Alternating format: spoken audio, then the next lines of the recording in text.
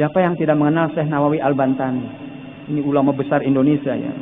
Mungkin bapak-bapak ada yang baru dengar ini. Indonesia ini punya ulama Pak. Oh banyak ulama. Makanya maaf ya bapak-bapak, ibu-ibu, saya bangga lahir di Indonesia. Kenapa?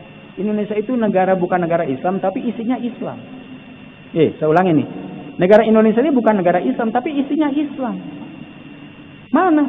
Kemarin kita munggah. Memang di Quran, di hadis nggak ada kata munggah. Tapi munggah itu kan sosial. Bagi-bagi rezeki itu kan ajaran Islam. Iya kan? Iya, kata Allah, wal asri innal insana lafi khusr, kata Allah. Sesungguhnya manusia itu rugi illal ladzina amanu wa amilus sholihat, kecuali orang yang beriman dan beramal soleh. Beramal soleh itu kalau dibahasakan itu kan seperti kita ngasih menjelang Ramadan, kita ngasih ke tetangga kita yang tidak mampu, misalnya maaf 100.000 atau 10.000. Itu munggah. Munggah itu ajaran Islam sesungguhnya, cuman bahasanya bahasa munggah. Gitu ya. Nah, jadi Indonesia ini bukan negara Islam, tapi kalau kita di Korean dicari-cari, itu Islam semua. Coba. Munggah, itu Islam. Bagi-bagi rezeki kan Islam itu. Ada lagi tadarus. Di Indonesia ini negara yang sangat subur tadarus, Pak. Maaf. Di kami ini, di masjid kita ini, itu ada maghrib itu tadarus. Itu di mana-mana, di masjid di Indonesia tadarus. Kenapa? Karena kata Nabi, Ramadan ini sahrul Quran. Bahkan masih kata Nabi, orang yang rajin baca Quran, pertama dia tidak akan pikun. Bapak-bapak, sok. Ini bulan Ramadan nih. Ya. Jadi Bapak kalau jangan dulu protes ke saya. Kerjakan dulu, buktikan dulu bahwa Ramadan itu bulan Quran. Ini kata Nabi, orang yang rajin baca Quran, dia tidak akan pikun. Sok. Kalau Bapak nggak percaya, ayo kita ngadakan penelitian, Pak. Banyak orang yang pikun itu orang yang nggak pernah baca Quran. Orang yang rajin baca Quran, saya punya guru. Rata-rata guru saya usianya di atas 85. Kalaupun meninggal karena sudah sepuh saja. Mereka tidak ada yang pikun guru saya. Kenapa? Karena rajin baca Quran. Setiap waktu ngajar santri. Ngajar tafsir Jalalain, ngajar tafsir Sawi, ngajar tafsir Sawah. Jadi Quran itu betul-betul dibaca setiap hari. Makanya kiai itu nggak ada yang pikun. Kenapa? Baca Quran. Baca Quran. Oke ya.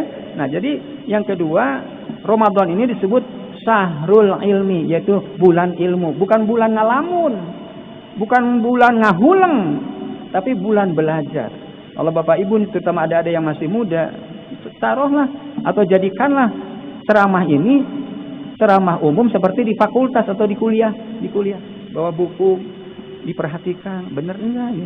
Nanti kalau misalnya nggak puas, tanya misalnya kepada orangnya atau buka bukunya, kitabnya.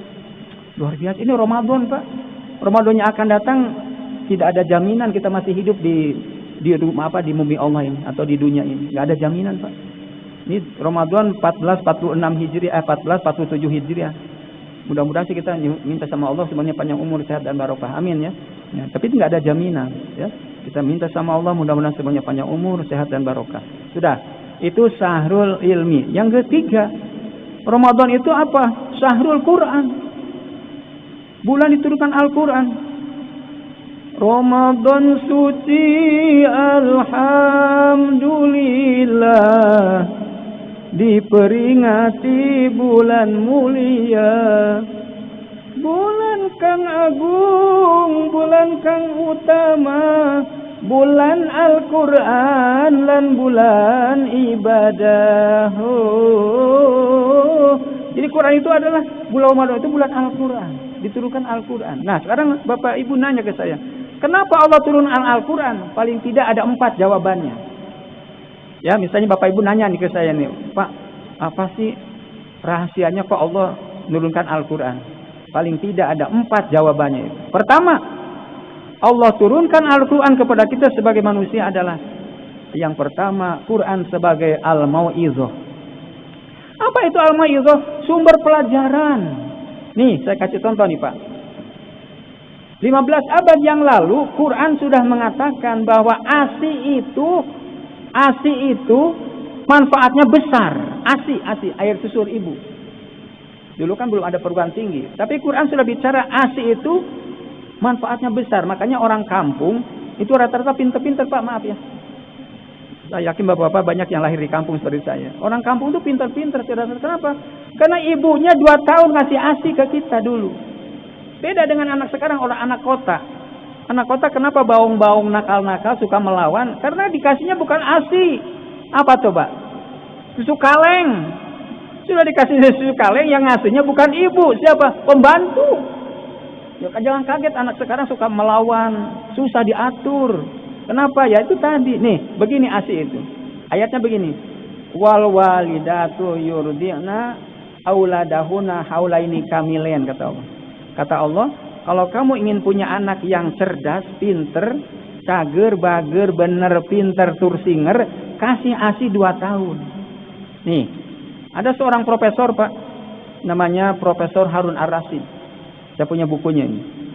Profesor Harun ini guru besar UI, Universitas Indonesia. Nah, Profesor Harun itu meneliti ayat yang tadi saya baca. Wal walidatu yurdina auladahuna aul haulaini kamilen. Karena kalau profesor itu apa ya, boleh disebut kutu buku. Diteliti ayat ini.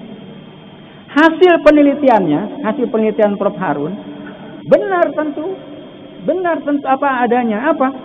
Kata beliau, anak yang dikasih ASI akan mengandung atau akan mendapatkan 2 keuntungan. Ini ASI nih. Ya, kata Profesor Harun, anak yang dikasih ASI akan mendapatkan 2 keuntungan. Keuntungan pertama apa? Keuntungan pertama secara fisik. Anak yang dikasih ASI fisiknya akan lebih kuat dibandingkan dengan anak yang tidak dikasih. Coba lihat. Orang kampung, maaf saya orang kampung. Di saya masih ada, Pak, bapak-bapak, ibu-ibu yang usianya di atas 80 masih banyak di saya. Benar. Di kampung saya di sana itu masih banyak ibu-ibu bapak yang usianya di atas 80. Kenapa? Ya karena di samping memang waktu kecilnya dikasih ASI, juga luar biasa. Kerja keras, kemana-mana jalan kaki, maka panjang umur, sehat. Orang sekarang di kota, sedikit-sedikit motor, sedikit-sedikit angkot, sedikit-sedikit gojek. Mana coba jalan kakinya, maka malas, gampang sakit. Ya kan? Itu ASI itu. Oke, sekarang contoh lain nih. Ayo nanti Bapak kalau nggak sependapat boleh, nanti kita diskusi. Saya siap. Saya ingin membuktikan ASI itu, Quran itu sumber pelajaran gitu. Nih, contoh. Gubernur Jawa Barat itu rata-rata orang kampung. Yang saya kenal pertama Letnan Jenderal Masudi. Orang mana Pak Masudi? Orang Cibatu, Garut. Yang kedua Letnan Jenderal Solihin GP. Beliau orang Sumedang. Nggak ada yang lahir di Gedung Sate, nggak. Maaf ya. Yang ketiga Pak Angku Nevi. Pak Angku Nevi itu 50-50, Bandung, Sumedang. Tidak lahir di kota. Berikutnya, Pak Yogi SM. Pak Yogi SM orang mana? Orang Majalengka, Letnan Jenderal Yogi SM. Jadi rata-rata gubernur yang pernah membesarkan Jawa Barat, yang pernah memimpin Jawa Barat, rata-rata orang kampung, Pak. Maaf. Nggak ada gubernur Jawa Barat yang lahir di Jalan Diponegoro. Atau yang lahir di Gedung Sate, nggak ada, maaf. Rata-rata orang kampung. Nah, orang kampung pinter-pinter, kenapa? Dikasih ASI. Quran itu sumber pelajaran. Paham ya Pak ya? Tuh. Sekarang ulama nih. Kalau tadi Umaro, sekarang ulama.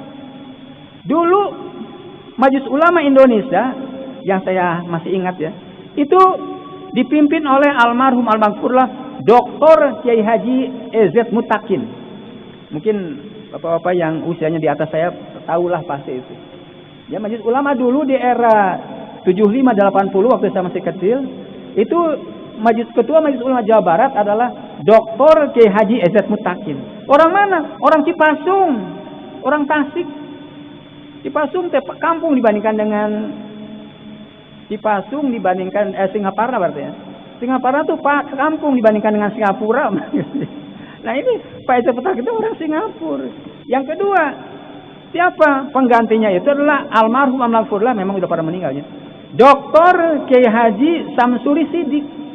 Nah ini Pak Kiai Samsuri ini S3-nya usia 80 tahun. Coba bapak-bapak mah sekarang usia masih di bawah 80, udah males kan belajar ya. Pak Kiai Haji Samsuri Sidik itu guru saya. Itu S3-nya pada usia pas 80 tahun. Sampai guru besar di UIN itu nanya, karena itu muridnya. Pak Kiai katanya, "Telepat cenah. Pak Kiai tos ilmu, nah kudu sekolah kene." Saya memeret contoh. bahwa mencari ilmu itu harus sampai mati, jangan malas ada. Kamu jangan kalah sama saya. Saya udah 80 tahun masih kuliah, apalagi kamu masih muda-muda. Wah, hebat. Nah, ini diganti lagi yang ketiga oleh siapa? Kiai Haji Raden R. Totoh Abdul Fatah. Nah, maaf, kalau yang tadi Pak Samsul Siddiq itu orang mana? Orang Ciasem. Orang Ciasem itu mana? Subang, daerah Subang. Nah, ini majelis ulama kedua nih. Jadi Pak Kiai Haji Dr. Kiai Haji Samsuri Siddiq adalah kelahiran Ciasem. Ciasem itu dekat Cikampek ya, di daerah Pantura itu. Itu orang kampung itu. Yang ketiga, beliau diganti oleh Kiai Haji Raden Totoh Abdul Fatah. Orang mana? Orang Limbangan. Limbangan Garut tuh. Tuh, jadi kesimpulannya Bapak Ibu, dari Quran diturunkan oleh Allah ke muka bumi adalah pertama sebagai sumber pelajaran. Itu saja ya, ini bukan ceramah, sudah 20 menit. Saya juga harus toleransi pada Bapak Ibu yang mau kerja atau lagi kerja. Saya juga sama lagi ngajar. Insya Allah nanti saya punya jadwal di sini. Nah, ini sebetulnya jadwal teman saya nih, Pak Prof. Ajid ya, karena beliau ada sidang. Tadi menelpon saya, padahal saya lagi di rumah sakit. Istri saya lagi dirawat. Mohon doanya Bapak Ibu ya, nih hadir di sini. Mudah-mudahan istri saya cepat sembuh. Ya. Karena ini demi masjid, saya juga lagi nunggu istri saya dirawat di Hermina ya, di rumah sakit Hermina. Ya. Setelah dapat telepon dari Pak Prof. Ajid dengan senapunten pangisikan ya, karena saya juga ketua pelaksana Ramadan di sini, ya sudah saya izin dulu ke istri saya mau ceramah Ramadan dulu di sini. Nanti saya akan jelaskan lagi Bapak Ibu, insya Allah. Baru satu nih ya.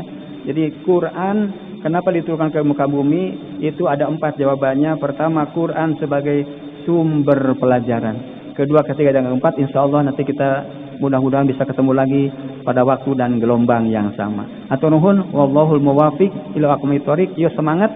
Kita baca Al-Fatihah dulu ya untuk istri saya yang lagi dirawat ya. Alhamdulillah huson ila zaujati Siti Ummi Kulsum binti Kiai Haji Muhtar Sya'bana. Al-Fatihah. A'udzubillahi minasyaitonir rajim. Bismillahirrahmanirrahim. Alhamdulillahirabbil alamin arrahmanir rahim maliki yaumiddin. Iyyaka na'budu wa iyyaka nasta'in. Ihdinas siratal mustaqim. Shiratal ladzina an'amta 'alaihim ghairil maghdubi 'alaihim waladdallin. Amin. Kita berdoa untuk kita semua Bapak Ibu yang hadir di sini, mudah-mudahan semuanya oleh Allah diberikan panjang umur, sehat walafiat, diberkahkan rizki. Yang punya utang mudah-mudahan bisa lunas di bulan ini Bapak ya, amin ya. Yang punya utang bisa lunas oleh Allah, dimudahkan rizkinya.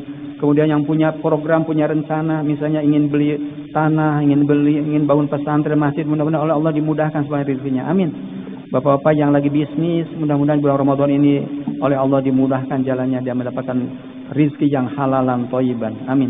Hatur nuhun, wallahul muwafiq ila aqwamit thoriq. Assalamualaikum warahmatullahi wabarakatuh.